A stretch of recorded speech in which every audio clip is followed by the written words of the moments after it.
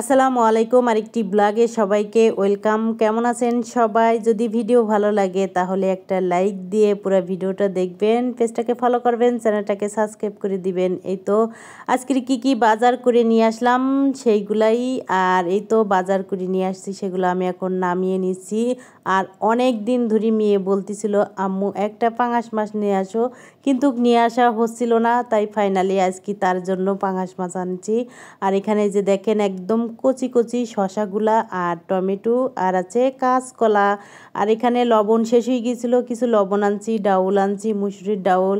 আর এই যে দেখেন একদম তাজা শিং মাছ, আর শিং মাছগুলো দেখে আমার তো খুবই পছন্দ হয়ে গিয়েছে। আর এখানে আছে যে বিড়ালের মাছ, আর এই মাছগুলো আমার বিড়ালে খায়। আর এখানে আছে একটা ফার্মের মুরগি। আর এই যে দেখেন অনেক বড় একটা পাঙাশ মাছ এনেছি মেয়ের জন্য, আর আমার ছেলে মেয়েরা দুইজনেই পছন্দ করে। আর এটা হলো ব্রিকেট মাছ। আর এই তো বাজার এইগুলা। আমি একটা জিনিস বুঝলাম না, রমজান মাস আসলে কেন বাংলাদেশে এত জিনিসের দাম বাড়াই দেওয়া হয়।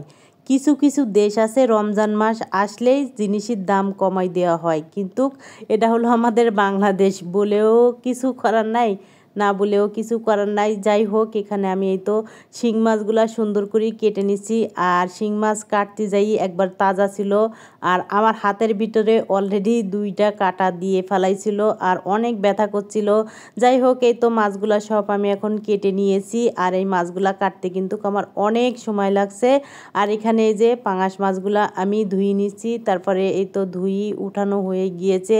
আর এই মাছগুলা কিন্তু আমার বেশ অনেক দিন যাবে। আর এখানে এই তো মাছ ধোয়া হয়ে গেছে, এখন আমি ব্রিকেট মাছগুলা এই তো ধুয়ে নিচ্ছি।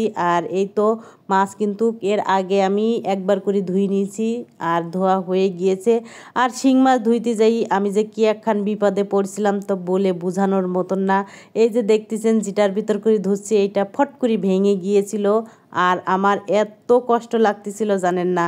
আর এই মাছগুলা ধুইতে আমার অনেক সময় লাগছে। যাই হোক, এই তো একবার ধোয়াতে এই যে দেখেন মাছগুলা কিন্তু বেশ পরিষ্কার হয়ে গেছিলো। তারপরে এই তো ফাইনালি সব মাছ আমি ধুয়ে নিয়েছি, একদম ফকফকা করে নিয়েছি। আর এখানে দেখেন মাছের অনেকগুলা তেল হয়েছে। আর এই তো মাছ সব কাটা হয়ে গিয়েছে, এখন আমি এই মাছগুলা সব প্যাকেজিং করব। আর এখানে এই তো প্যাকেজিং করা হয়ে গিয়েছে, এখন এইভাবে আমি ফ্রিজে রেখে দিব। আর রমজান মাসে কিন্তু বারবার বাজার করা যায় না, একবার বাজার করে মনে করেন বেশি দিন করে খাইলেই ভালো হয়, কারণ রোজা থেকে এত কাটাকাটি করতে ভালো লাগে না। আর এই তো সব হয়ে গিয়েছে, এখন ফ্রিজে রেখে দিব। আর এই যে অফ ক্যামেরায় মুরগির মাংস, সবজি ভাজি, পাঙাশ মাছ ভুনা, শিং মাছ ভুনা রান্না করে নিয়েছি। তারপরে ইফতারিতে আমাদের এগুলাই ছিল। ভিডিওর ভিতরে ভুল ত্রুটি থাকলে প্লিজ ক্ষমার দৃষ্টিতে দেখবেন। পুরো ভিডিওটা দেখার জন্য অসংখ্য ধন্যবাদ। আজকের মতন বিদায় নিব, আল্লাহ হাফেজ।